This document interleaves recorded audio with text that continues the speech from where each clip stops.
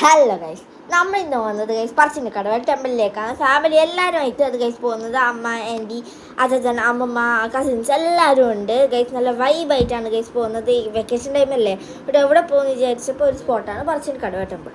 പിന്നെ ഗൈസ് നമ്മൾ വളവട്ടണം പാലയെല്ലാം വൈബായിട്ട് കടന്നിട്ടുണ്ടായിരുന്നു ഗൈസ്.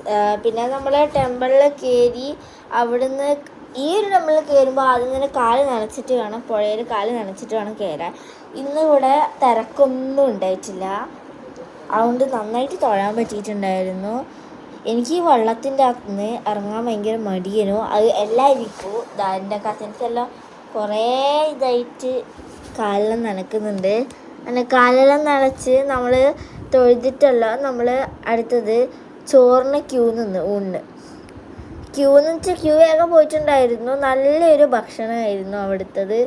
നല്ല ചോറും സാമ്പാറും മോരുമായിരുന്നു അടുത്ത ഭക്ഷണം. പിന്നെ നമ്മൾ നേരെ പോയത് അവിടുത്തെ കുറേ ഷോപ്സിലല്ല സോറി ഗൈസ്, ആദ്യം നമ്മൾ വരുമ്പോൾ പ്രസാദം കഴിച്ചിട്ടുണ്ടായിരുന്നില്ല. അവിടുന്ന് പ്രസാദം എല്ലാം മേടിച്ച് പിന്നെ ഗൈസ് നമ്മൾ സൈഡിലുള്ള ഷോപ്പ് അവിടെ അതിൻ്റെ അകത്തുള്ള ഏതോ ഒരു ഷോപ്സിൽ കയറിയിട്ടുണ്ടായിരുന്നു.